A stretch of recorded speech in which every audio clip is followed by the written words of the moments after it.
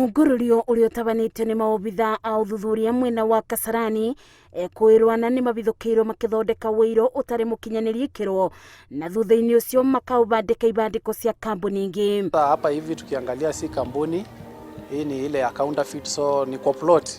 In fact ni plot ya huyo mtu, so anatengeneza tu kwa plot yake. Ameweka tu mashini kwa plot yake ndio anatengeneza product chafu. Ũiro ũyũ ũrĩa kũratuĩka ũthondekagwo kumana na ũiro mũbũthĩku ũgatukanio na ndawa cia mĩthemba ĩtiganĩte nĩguo bane ta mwerũ.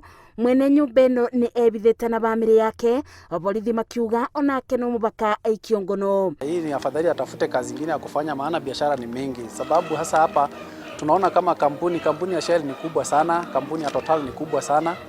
Na wakati gari zinaharibika watu wa Shell wa Total wote wanalaumiwa. Mũrũgamĩrĩri wa ũthuthuria wa indo iria itakinyanĩirie ikĩro kambuni-inĩ ya maguta ya Shell ugĩte ũiro ũyũ no ũthũkie ngari. Product kama yetu tumeona kwanza oil yenyewe iko na ni fake, and then kuna seal anatengeneza bado, kuna vitu mingi tu anatengeneza kutokana hata kwa Shell, na hizi vitu tukiangalia zinakuja tu exactly kama za Shell. So tunajaribu kuangalia ziko tu the same kama Shell. So unaona mwananchi wa kawaida hawezi jua, hawezi elewa ikishapelekwa market.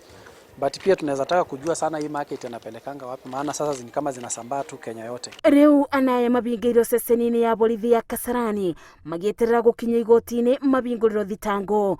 Maya mokĩte rĩrĩ mũingĩ ũrĩtio kũrora maitho kũrĩa ũragũra indo nĩguo kwĩthema gũkungio wara nĩ andũ taya arĩa marathondeka indo itarĩ nginyanĩru ikĩro.